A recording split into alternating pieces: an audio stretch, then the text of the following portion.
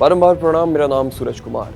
UP के हाथरस में भोले बाबा के सत्संग में आज भगदड़ मच गई। इसमें महिलाएं और बच्चे फंस गए।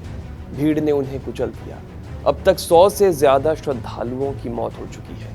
हादसा हाथरस जिले से 47 किलोमीटर दूर फूलरंगई गांव में हुआ है।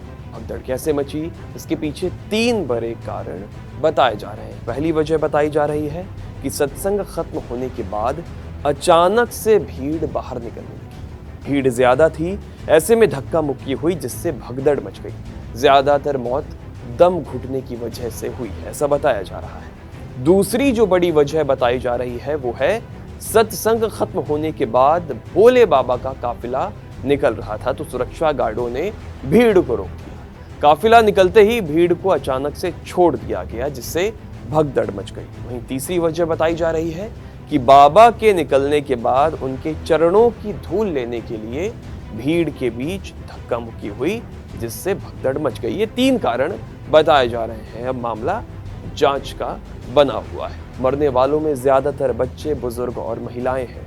प्रदेश सरकार की तरफ से पीड़ित परिवारों को आर्थिक मदद देने का ऐलान किया गया है। डीएम हाथरस का कहना है एसडीएम ने इस कार्यक्रम की परमिशन दी थी।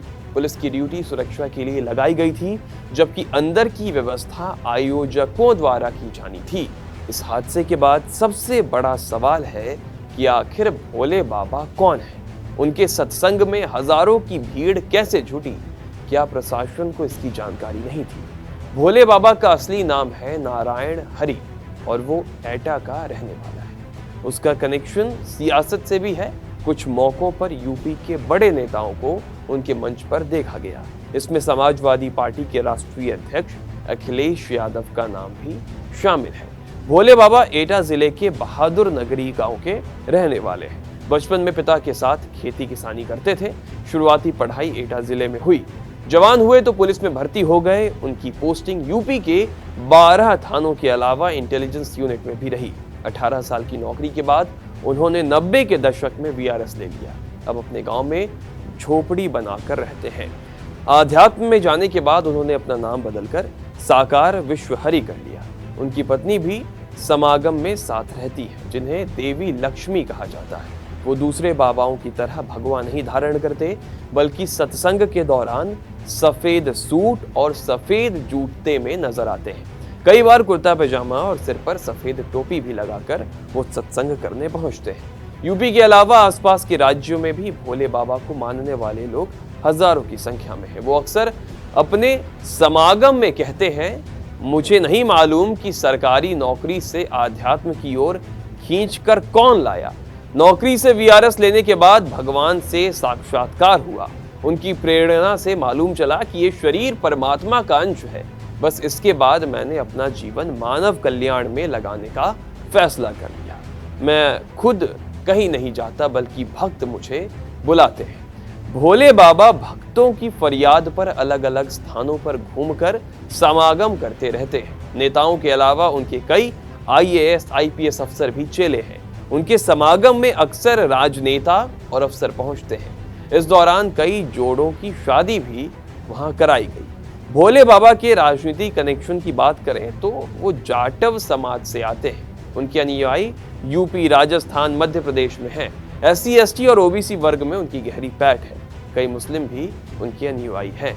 स्वयं भू संत भोले बाबा ने आसाराम बापू प्रकरण के बाद मीडिया से दूरी बना ली थी। भोले बाबा ने उस वक्त समागम में अपने अनुयायियों को भी फोटो खींचने से रोक दिया था। इसके अलावा अपनी सुरक्षा में तैनात महिला कमांडो को भी हटा दिया था।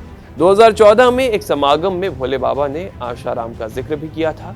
उन्होंने कहा था कि मीडिया से आशाराम को बदनाम किया गया है। उनके सत्संग पर भी उंगली उठाई जा सकती है। डिजिटल दुनिया में भोले बाबा भले ही ज्यादा सक्रिय ना हो, उनके हर समागम में लाखों लोगों की भीड़ उमड़ती है। भोले बाबा की खुद की आर्मी भी है, जिन्हें सेवादार कहा जाता है। हर मंगलवार को होने वाले कार्यक्रम की पूरी कमान यही सेवादार संभालते हैं। देश भर से आने वाले श्रद्धालुओं को भोजन, पानी और आने जाने की व्यवस्था सेवादारों की जिम्मेदारी होती है। एटा में बहादुर नगर गांव स्थित बाबा के आश्रम में दरबार लगता है। सत्संग में जो भी भक्त जाता है उसे वहां पानी बांटा जाता है।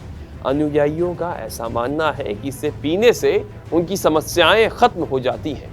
यहाँ आश्रम के बाहर एक हैंडपंप भी है। दरबार के दौरान इस हैंडपंप का पानी पीने के लिए भी लंबी लाइन लगती है। भोले बाबा पर जमीन कब्जाने के भी कई आरोप हैं।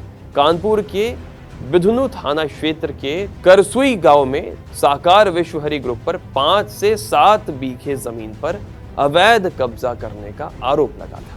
मई 2022 में जब देश में कोरोना की लहर चल रही थी, उस वक्त फर्रुखाबाद में भोले बाबा ने सत्संग का आयोजन किया था।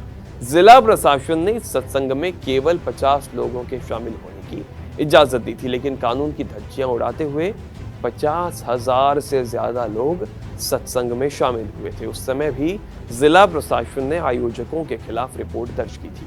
इस बार भी कहा जा रहा है कि कार्यक्रम के लिए जितने लोगों के शामिल होने की बात प्रशासन को बताई गई थी, उससे कहीं ज्यादा लोग जुट गए थे। भोले बाबा का अगला कार्यक्रम 4 से 11 जुलाई तक आगरा में होना है, जिसकी तैयारी जोरों शोरों से चल रही है।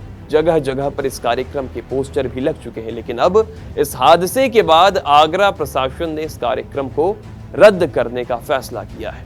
हादसे के बाद भोले बाबा और उनके सेवादार फरार बताए जा रहे हैं। बाकी इस खबर में क्या अपडेट आता है वो हम लगातार आप तक पहुंचाते रहेंगे। बाकी खबरों के लिए बने रहें TV9 डिजिटल के साथ।